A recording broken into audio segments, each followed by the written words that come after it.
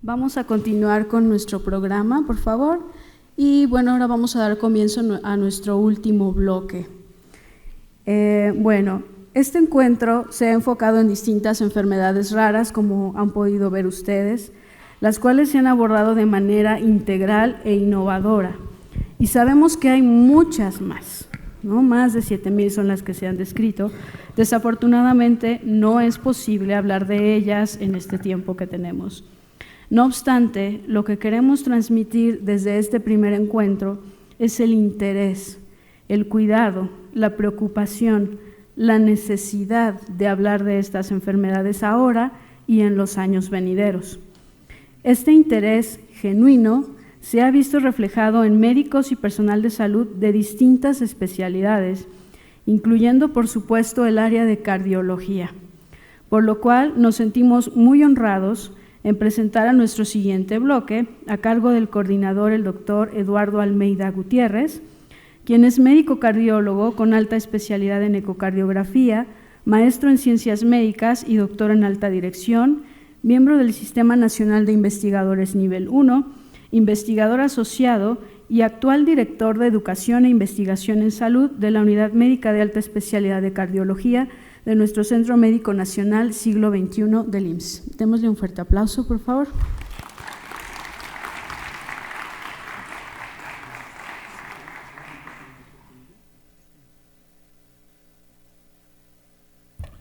¿Qué tal? Buenas tardes a todos. Muchas gracias por su presencia. Muchas gracias a los organizadores por la invitación. Muchas gracias, doctora. Creo que nos ha tocado uno de los temas más apasionantes que tenemos en la cardiología, porque como ustedes van a ver en el recorrido que vamos a tener con nuestros dos excelentes ponentes que nos acompañan el día de hoy, pues es desde la sospecha. Quizás nuestro foro ahora lo estamos enfocando en enfermedades raras, pero creo que muchas de las veces, si le empezamos a escarbar un poquito más, no son tan raras. Entonces, yo creo que es una de las cosas que nos llevamos como clínicos en la parte de tratar de sospechar, tratar de integrar criterios y pues poder ver si en realidad un paciente puede tener esto o no, y obviamente ver si la descendencia o sus herederos pudieran tener o no alguno de estos problemas. Entonces nos tocó hablar sobre un tema muy bonito acerca de amiloidosis, y en el campo de la cardiología, especialmente la amiloidosis cardíaca, pues es un reto diagnóstico muchas veces. Cuando hay un cuadro clínico muy florido y muy lleno de signos y síntomas, muchas de las veces el diagnóstico no es tan difícil, pero hay muchas de las ocasiones en que son pocos los signos, son pocos los síntomas, y entonces la manera en la que el clínico debe de sospechar la presencia de alguna amiloidosis, pues es lo que queremos repasar un poquito. Hoy nos van a acompañar en este simposio dos grandes cardiólogos. Primero me voy a permitir presentar a nuestro primer ponente, es el doctor Luis Antonio Moreno Ruiz. El doctor Luis Antonio Moreno Ruiz es cardiólogo con alta especialidad en ecocardiografía, quien es también maestro y doctor en ciencias médicas y doctor en alta dirección. Es coordinador de programas en la División de Excelencia Clínica correspondiente a la Coordinación de Innovación en Salud de nuestro Instituto Mexicano del Seguro Social. Asimismo, también es investigador asociado B y corresponde al Sistema Nacional de Investigadores, SNI 1, y profesor de la asignatura de la Facultad de Medicina de nuestra Universidad Nacional Autónoma de México. Entonces le damos la bienvenida al doctor Luis Antonio Moreno para tratar el primer tema.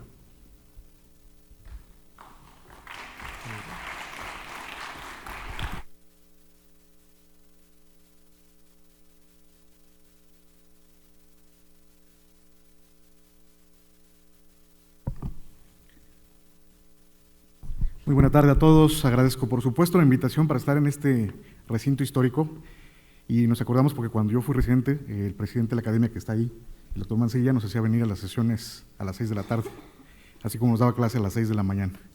Entonces, estar aquí siempre es un gusto, por supuesto. Agradezco la invitación a la doctora Aide Rosas. Soy testigo fiel del trabajo enorme que lleva, ¿no? Estamos aquí en una jornada extraordinaria que creo que ya ganó récord Guinness por el ingreso que tuvo en la mañana. Estuvimos presentes en la inauguración, por supuesto, y sin duda alguna el doctor Eduardo Almeida, que es mi maestro y amigo, Por él un poco me interesó esta parte de la investigación. Y bueno, el día de hoy vamos a hablar justamente de una enfermedad que ha cobrado importancia recientemente, porque justamente lo que decía Eduardo es que la hemos ido buscando de manera intencionada. En las sesiones inaugurales de la mañana, y no quiero pues denostar ninguna de ellas, porque todas hablaron de puntos muy importantes, destaco justamente el centrar que estamos atendiendo a un enfermo. Lo que les voy a presentar el día de hoy es una serie de estudios que van dirigidos justamente a detectar esta enfermedad, cada uno de ellos con cierta sensibilidad y especificidad, pero si algo aprendimos en el Hospital de Cardiología y que tenemos un candado de seguridad extraordinario es la sesión médico-quirúrgica, porque en el centro de la sesión está el enfermo.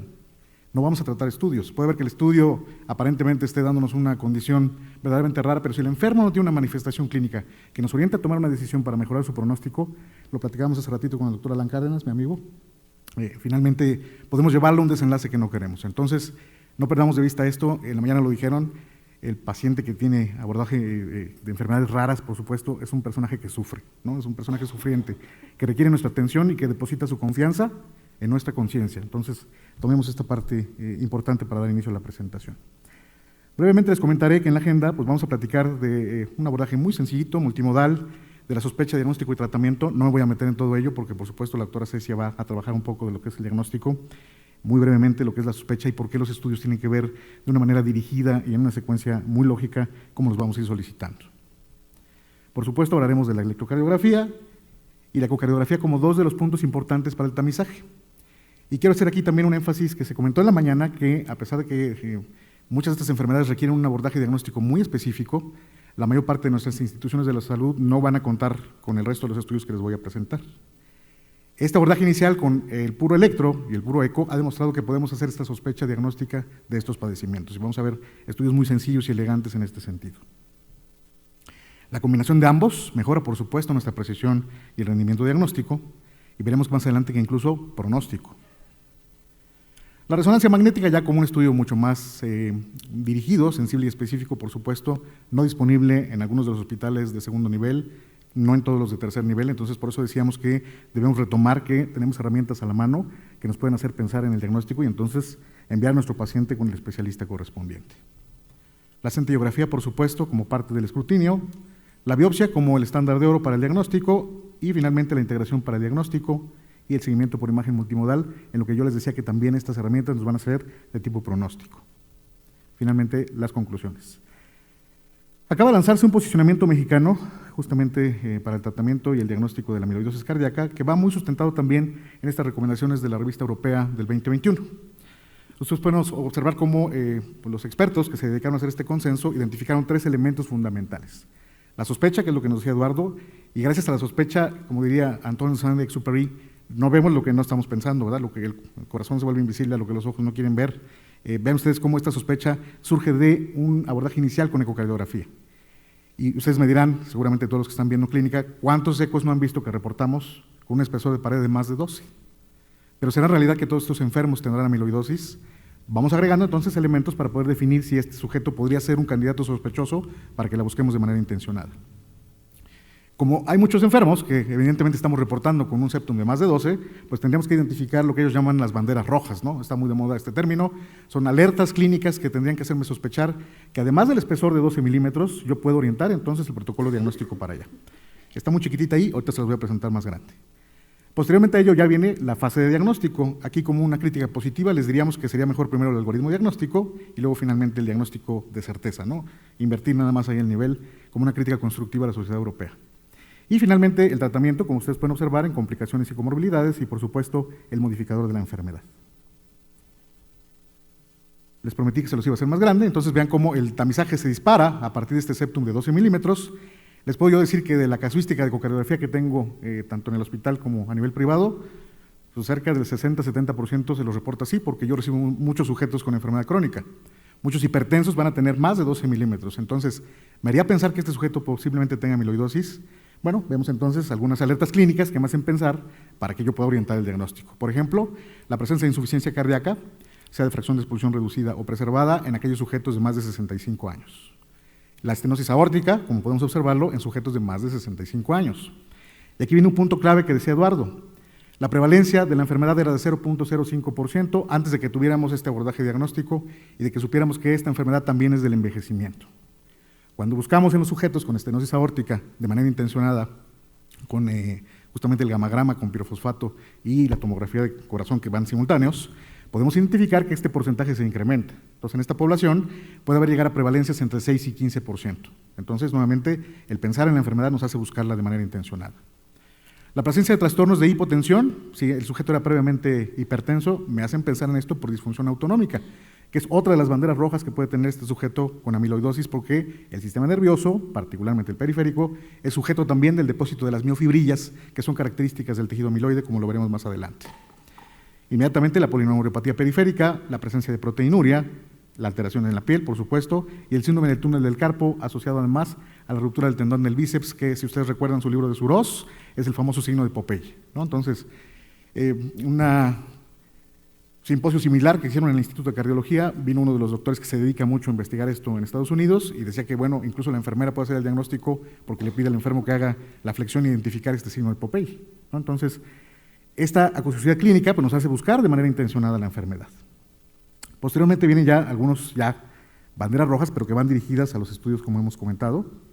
Ven ustedes para el electrocardiograma, lo primero que nos brincaría sea estas imágenes de pseudoinfarto.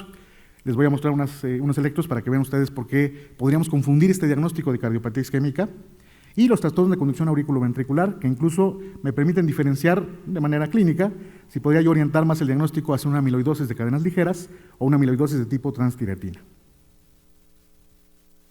Tenemos, por supuesto, el ecocardiograma que, como decía, dispara justamente la sospecha diagnóstica a partir de un espesor de septum de más de 12 milímetros. Y la combinación de ambas, que les decía yo en estudios muy elegantes y muy sencillos, podríamos identificar incluso comparados con el estándar de oro, si yo puedo orientar más esta sospecha diagnóstica a la presencia de amiloidosis, como la discrepancia entre la masa en cuanto al espesor de la pared ventricular izquierda y la manifestación eléctrica a través del índice de Sokolov. Por supuesto, ya más específico, la resonancia magnética, en donde vamos a observar este reforzamiento transmural tardío con gadolinio o un incremento en el volumen extracelular, que es un estudio que no tenemos disponible, por supuesto, en todos los hospitales. Y entonces el más sencillito pues, sería que a todos tienen derecho a un electro, ¿no? No se le niega a nadie como el vaso de agua. Yo agregaría tampoco el eco se le debe negar a nadie como un vaso de agua, ¿verdad? Entonces ven ustedes cómo, en primer lugar, nos ponen ellos los complejos QRS de bajo voltaje. La medicina es muy lógica, me decía uno de mis maestros, y yo pensaría, bueno, si el paciente tiene hipertrofia septal, yo esperaría que esto tuviera una traducción desde el punto de vista eléctrico con voltaje amplio en las derivaciones. A esto se le llama la discrepancia entre el espesor de la pared y los que estamos viendo en el complejo de voltaje. Entonces, si yo identifico en el plano frontal, para recordar derivaciones de 1, de 2, de 3, ABR, ABL, BF, menos de 0.5 milivoltios, entonces yo puedo pensar que este sujeto podría tener infiltración por amiloide. O menos de 1 milivoltio si tengo en precordiales desde B1 hasta B6, y esto lo que me da a pensar es que lo que tengo es una sustitución del tejido muscular por las fibras de amiloide que se han depositado. Vean ustedes en esta estadística que presentan en estas dos publicaciones, una muy reciente del 2023, en este grupo de sujetos que investigaron desde el punto de vista eléctrico los cambios, el 50% tenían amiloide de cadena ligera y el 25 al 40% de tipo transtiretina. Vean, entonces aquí por ejemplo si medimos en ABF, la amplitud es 0.3 milivoltios, entonces cumple el criterio de microvoltaje. A esto se le llama entonces la desproporción espesor de la pared con la amplitud del QRS, lo que lo manifestáramos desde el punto de vista objetivo sería un índice de Sokolov-Lyon de menos de 1.5. Entonces vean, por ejemplo, este es un caso de un sujeto que tiene, vean, la hipertrofia, ¿verdad? Ese seguro mide más de 12 milímetros. Ya les mencionaré más adelante cuando veamos eco que además esto tiene otras características visuales, vamos a decir un poquito subjetivas, que no me van a dar un número como tal, pero si ustedes observan el patrón es como vidrio despulido en el color del miocardio. Esto requiere de mucha experiencia, ¿no? El doctor Zamorano, que es maestro de todas las generaciones de eco, pues le cuesta nada ver en esto, este tiene patrón vidrio despulido, seguramente tiene amiloide. A los que recién empezábamos, ¿no? Que nos costaba trabajo ver estas características finas. Tenemos que ver el septum interauricular, el espesor del ventrículo derecho, otras cosas que me hacen pensar en ello. Pero si yo tomara un electro a este sujeto, yo esperaría los voltajes enormes, ¿verdad? Y bueno, vean, si yo tomo el Sokolov-Lyon, me va a dar 1.3 milivoltios. Entonces, como que hay una discrepancia entre el espesor de la pared y lo que estoy viendo en el voltaje. Bueno, ese es uno de los datos importantes que me hacen pensar que este sujeto pudiera tener infiltración. Ahora, recordemos que el corazón pues, tiene otros tejidos importantes y otras estructuras que también pueden verse afectadas por depósito de amiloide. De tal manera que esta discrepancia entre el espesor y el voltaje no es lo único que podemos encontrar. Vean ustedes cómo tenemos trastornos de la conducción auriculoventricular, pueden cursar con bloqueo auriculoventricular desde el primero hasta el tercer grado, frecuentemente con fibrilación auricular, porque la aurícula también se ve afectada, por supuesto, con depósito de amiloide y sufre un fenómeno que se llama remodelación auricular o miopatía auricular. Cuando yo tengo esta sustitución por el amiloide, pues la aurícula pierde su contracción habitual y entonces empieza a hacer esto, ¿no? Es lo que se le conoce como fibrilación auricular, que por cierto además es la arritmia más frecuente en el ser humano. Pero también pueden desarrollar flotera auricular, taquicardia auricular o taquicardia por retorno en el nodo auriculoventricular. Un poquito más frecuente, bloqueo de rama derecha, a veces bloqueo de rama izquierda, trastornos de conducción, como veíamos ahí, que pueden llevar a taquicardia ventricular o incluso fibrilación ventricular, y esto finalmente son arritmias que pueden llevar al sujeto a la muerte. Uno de los puntos que destaca el consenso mexicano es que tengo que identificar estos sujetos que tienen este espesor enorme y un incremento en la presencia de estas arritmias para incluso ofrecerles un dispositivo de alta energía y prevenir la muerte súbita por arritmias cardíacas. Este grupo uruguayo se dedicó justamente a discernir, incluso si desde el punto de vista eléctrico yo podría orientar el diagnóstico a si es una amiloidosis de cadenas ligeras o si es transtirretina por frecuencia de la presencia de lo que estoy observando. Por supuesto, no es completamente específico porque los diagnósticos definitivos, como veremos, es un abordaje más multimodal, ¿no? Como decía el doctor Parado en la mañana, me encantaba esta diapositiva que presentaba del triángulo y luego la pirámide, ¿no?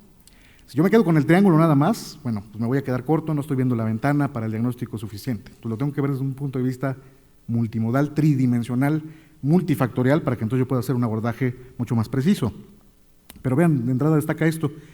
Si el sujeto tiene bajo voltaje y cumple este criterio de menos de 5 milímetros o 0.5 milivoltios en las derivaciones del plano frontal, es más probable que sea por cadenas ligeras. Vean este del índice de Sokolov, nuevamente, si yo lo tengo positivo con menos de 15 milímetros, es más probable que sea de cadenas ligeras comparado con transtirretina. Aunque como en medicina todo sucede, pues va a haber uno que otro caso de transtirretina que también presente este criterio, como lo vamos a ver en un ejemplo más adelante. Si tiene ondas patológicas de pseudoinfarto, lo más probable es que sea por cadenas ligeras, como lo pueden observar ahí. El bloqueo de rama derecha, por el contrario, se presenta más en transtirretina. Y los trastornos auriculares, esto sí quiero destacar, mucho más frecuentes en transtirretina. Desde el punto de vista epidemiológico, esto destaca porque además estos dos padecimientos, la fibrilación auricular en particular, se presenta con más frecuencia en los adultos mayores. Entonces, si yo veo un sujeto con FA, ¿verdad?, que tiene unas auriculatas enormes, con un espesor de septum de 12 milímetros, y le empiezo a ver banderas rojas porque ya sé que tengo que buscarlas de manera intencionada, y le pido una centellografía, seguramente me puede dar positivo para amiloidosis. Vean, aquí tenemos dos electros, cadenas ligeras del lado izquierdo, transtirretina del lado derecho, y observen cómo nos marcan ahí en asteriscos justamente que cumple este microvoltaje en el plano frontal. Y además tengo trastornos de repolarización marcado con asteriscos con estas ondas T negativas asimétricas prácticamente desde B3 hasta B6. En el lado derecho tenemos un sujeto con amiloidosis cardíaca por transtirretina y observen cómo este sujeto se encuentra en fibrilación auricular, ¿no?, que es lo que justamente nos decía el grupo uruguayo, y también tenemos esos trastornos de repolarización por las ondas T negativas, pues prácticamente de B3 a B6, y la presencia de una imagen de pseudoinfarto por estas ondas QS en B1 y B2. Si yo tengo poca experiencia y no identifico este manejo holístico, y yo veo esto y digo, no, pues a lo mejor este tiene isquemia subepicárdica, ¿no?, y con esas ondas QS, esto es un infarto anteroseptal y lo que estoy viendo ahí es isquemia. Si yo tomo una lupa y lo hago grandote, veremos que esas ondas T no son simétricas, como debería ser la isquemia subepicárdica, sino que son asimétricas, y si este sujeto tiene además más de 65 años, bueno, y le apunto con el eco y tiene 12 de espesor, a lo mejor no es lo que estoy pensando. Desde el punto de vista ecocardiográfico, entonces, voy a identificar características que les decía yo a mi maestro, el doctor Zamorano, le son muy sencillas. Los que fuimos empezando y después vamos adquiriendo experiencia, se dice que para poder observarlas entre 5 y 7 años, ¿no?, de estar viendo y viendo y viendo corazones a través de la ecocardiografía. Porque el diagnóstico diferencial, como decía, con mucho, pues va a ser la cardiopatía hipertensiva, que la vemos con mucha frecuencia en el hospital y en los consultorios, la miocardiopatía hipertrófica, que también observamos con alta frecuencia, y ahora este padecimiento que llamamos la insuficiencia cardíaca de FEBI preservada. Es decir, si el sujeto tiene más de 50%, pero tiene falla cardíaca, tendríamos que meterlo dentro de los diagnósticos diferenciales si es que tiene alguna de las alertas rojas que mencionábamos al inicio. En el esquema lo que estamos viendo justamente es cómo estas miofibrillas de amiloide, sea por cadenas ligeras o por transtirretina, se van depositando entre el músculo.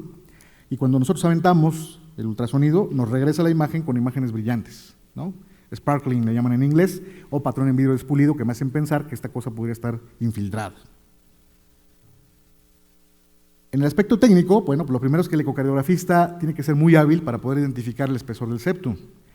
Cuando se tiene poca experiencia y se hace un corte en donde puedo observar además del ventrículo izquierdo imágenes del ventrículo derecho, como vemos acá,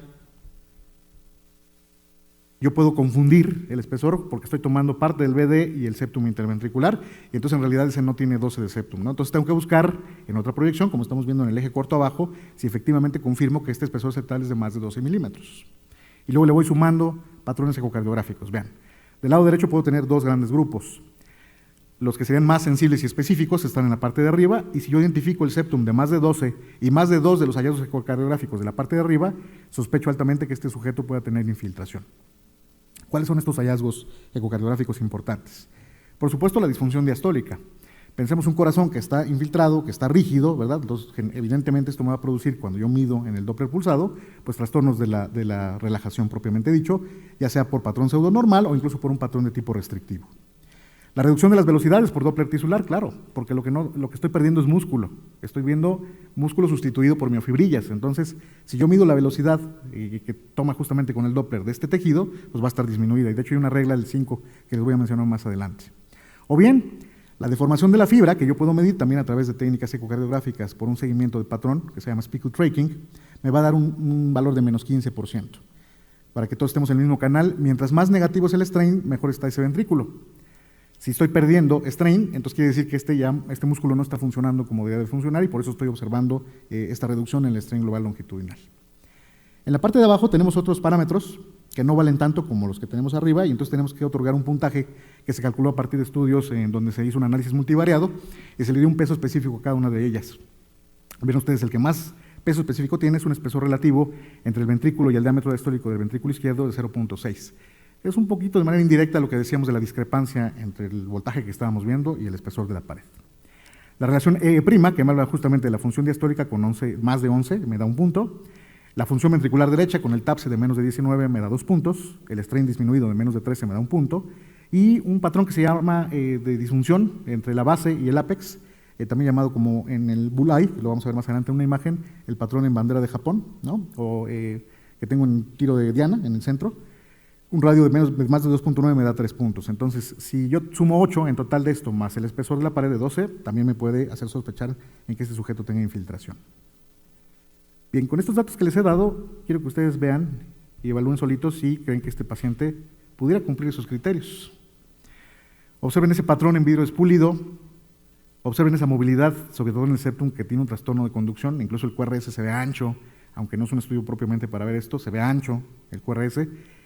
Vemos que el septum está engrosado en la pared que comparten las aurículas, en el septum interauricular, tiene derrame pericárdico, y entonces ya como que me empieza a llamar la atención de que tiene varias alertas de bandera roja que puede hacerme pensar en que este sujeto tenga amiloidosis cardíaca. Nuevamente, hacer énfasis en que debe tenerse mucho cuidado al momento de hacer la medición, porque es lo que detona la sospecha diagnóstica, ¿no? Entonces, si yo lo mido mal, pues me puedo estar equivocando al momento de hacer el diagnóstico. Aquí tenemos patrones de función diastólica y decíamos puede ir desde una disfunción leve, como estamos observando en el patrón de llenado tipo 1, pero con una onda L que me hace pensar en que hay un trastorno de restricción grave del ventrículo, hasta el patrón restrictivo propiamente dicho, en donde la onda E es más alta que la onda A, en una relación EA de más de 2, o bien la reducción de las velocidades que tenemos aquí en el Doppler tisular, con esta regla de los 5, como pueden observar, ¿no? Entonces, tanto la onda S como la onda E de llenado rápido y la onda A de contracción auricular miden menos de 5 centímetros por segundo. O bien, el seguimiento por speckle tracking, en donde observo justamente este patrón que les decía muy característico, los muy románticos dicen que es como la cereza en el pastel, ¿no? Las bases se mueven poco, la punta conserva la movilidad, y entonces yo veo ese color rojo como cereza, que es como si fuera la bandera de Japón. En esta publicación del JACE del 2022, pues resumen estos 3 pasos que debería yo de seguir para sospechar la infiltración en un corazón, ¿no? Grosor septal de más de 12, el patrón de apical sparing o cereza, reducción del strain global longitudinal, y número 3, el patrón granular, el engrosamiento del ventrículo derecho, el septum o de las válvulas, los trastornos de función diastólica, la presencia de derrame pericárdico y la reducción de las velocidades por Doppler tisular. Bien, ¿qué pasa si yo combino el electro con el eco, que es lo que la mayor parte de las instituciones en nuestro país tiene? Porque ojalá que todos tuvieran resonador, en realidad no, ¿verdad? Pero entonces, al menos que traten de tamizar lo más que se pueda para que no saturen el hospital de cardio o la raza o los lugares en donde tenemos el resonador. Bueno, este artículo es muy clásico, vean, 1982, a este autor se le ocurrió, a John Carroll, calcular un índice a partir del área transversal y relacionarlo con el electrocardiograma en cuanto al índice de Sokolov. En un estudio muy elegante y muy sencillo, vean, combinó 3 enfermedades: el trastorno por depósito de amiloide, la enfermedad pericárdica y la enfermedad valvular aórtica. Todos ellos cursan con determinadas características desde el punto de vista eléctrico y ecocardiográfico, y lo que hizo fue cruzar las 2 variables. Del lado izquierdo tienen ustedes la gráfica con índice de Sokolov, en donde podemos observar claramente que el paciente con estenosis valvular aórtica, lo que yo espero es que tenga hipertrofia ventricular porque tiene una obstrucción al tracto de salida, y que el electro tenga unas ondas enormes, ¿no? Entonces un Sokolov enorme. Se observa claramente cómo se distingue esta población, porque el índice de Sokolov es mayor de 30 aquí prácticamente. No así con enfermedad pericárdica, no así con amiloide. A pesar de que tenga este espesor incrementado, vean cómo no crece el índice de Sokolov. ¿Qué pasa con el músculo? Bueno, el paciente con estenosis valvular aórtica tiene hipertrofia, por supuesto. El de enfermedad pericárdica no tiene hipertrofia, pero el de amiloide sí cumple los criterios. Entonces, ¿qué pasa si yo cruzo las 2 variables? Vean cómo se distinguen claramente en la parte de abajo lo que sería el espesor del área transversal del músculo comparado con el Sokolov, y el paciente con estenosis aórtica, mientras más músculo, más voltaje. Es una relación ascendente. El paciente con amiloidosis, lo contrario. Mientras más depósito, menos músculo, y por lo tanto yo tengo una reducción en el voltaje, una relación inversa. Y con esta cosa tan sencilla y elegante, bueno, pudo demostrar que sí podía yo distinguir con el puro electro y con el puro eco, el tamizar un poquito mejor a los pacientes. Vean, la relación R fue de 0.79 negativa, e incluso distinguir los patrones de hipertrofia, atrofia e infiltración, nada más con estos 2 parámetros. Si ya era un poquito más quisquilloso y tomaba otros parámetros de eco, incluso separaba a aquellos pacientes con amiloidosis sintomática de los no sintomáticos por el cálculo de la presión sistólica del ventrículo izquierdo. Clínica, electro y ecocardiografía. No necesitamos más. Bueno, el grupo europeo, particularmente el italiano, retomó esto y entonces sacó 8 diferentes cálculos que puedo hacer entre el puro electro y ecocardiografía. Aquí tenemos 2, ¿no? El score QRS periférico entre la masa indexada del ventrículo izquierdo y el Sokolov entre el área de sección transversal, que es un poquito esta relación que estaban guardando para poder hacer puntos de corte. Y nada más destaco aquí en esta imagen, nuevamente vean, a pesar de que tiene mucha hipertrofia, el Sokolov es pequeñito. Bueno, no nos vamos a detener en todo esto porque hicieron un chorrísimo de cálculos, pues imagínense con 8 parámetros diferentes para buscar esto. Bueno, evidentemente buscaban sensibilidad y especificidad para cada uno de ellos y metieron 3 grandes grupos: amiloidosis cardíaca, cardiomiopatía hipertrófica, cardiopatía hipertensiva, que serían nuestros diagnósticos diferenciales. El diseño del estudio, vean ustedes, empezó en una fase 1, en donde tamizaron más de 5.315 sujetos. Al final se quedaron con 170, en donde pudieron ya confirmar propiamente que tenían amiloidosis. Y vean ustedes del lado derecho los 8 índices que midieron.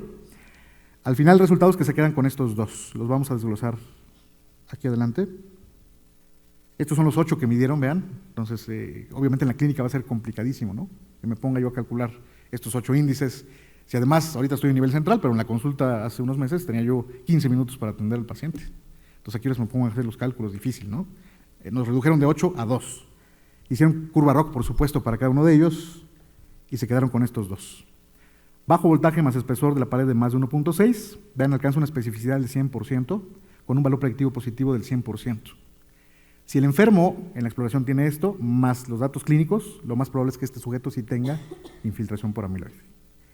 El otro, que es el QRS total, es decir, medir la amplitud de todos los complejos del plano frontal más precordiales entre el espesor de la pared del BI. Si este cociente me da menos de 7.8, la sensibilidad que alcanza es del 94.2, el valor predictivo negativo es del 97. Si el paciente no tiene esto, lo más probable es que no tenga la enfermedad. ¿Vale? Entonces, realmente son 2 cálculos, ahí sí, muy sencillos, que me tomarían 3 minutos de los 15 para la consulta. Bueno, aquí tiene un caso que justamente van siguiendo ellos, ¿no? Hacen el tamizaje a partir de la determinación, en este caso el espesor de pared es 13 milímetros. Vean cómo destaca que sí tiene ese microvoltaje que estamos buscando, tiene trastorno de repolarización en las ondas T negativas, cumple el criterio de total QRS entre el espesor de la pared de menos de 7.8, pero no el primero, que es bajo voltaje más 1.6 centímetros en el espesor. Entonces tengo que seguir tamizándolo con otros datos de alerta, ¿no? Que es lo que ponen ellos aquí. Si el sujeto tiene hipertrofia no dilatada, con fracción de expulsión preservada, espesor en las mujeres de 13, espesor en los hombres de más de 12, fracción de expulsión de más del 50, pero además, esto que les platicaba yo que buscábamos, ¿no? Espesor de la pared interauricular incrementado, derrame pericárdico, patrón restrictivo, en fin. Me haría pensar entonces que este sujeto podría tener amiloidosis. Vean, añadir la información del ecocardiograma más el electrocardiograma para calcular los dos índices, y entonces definir qué sujeto podría tener realmente la posibilidad de tenerlo, lo que se resume en el valor predictivo positivo, que está en color verde, y el negativo, el que no lo va a tener, lo más probable es que no tenga infiltración. Si a esto le sumo la clínica, vean, el modelo clínico más el modelo electrocardiográfico ecocardiográfico, el área bajo la curva para rendimiento diagnóstico es del 0.95. Se me hace una propuesta interesante, ¿no? Y particularmente para pacientes y enfermos que vemos nosotros en los países como el de nosotros, que no tenemos la disponibilidad de esto. Porque si yo tengo esto, pues es mucho más sencillo. Pero un eco y un electro, yo creo que sí todos los segundos niveles pueden tener acceso. Si tengo la posibilidad y la fortuna de tener resonador, lo mando a la resonancia. El reforzamiento tardío con gadolinio subendocárdico transmural me hace, por supuesto, la sospecha diagnóstica todavía mayor.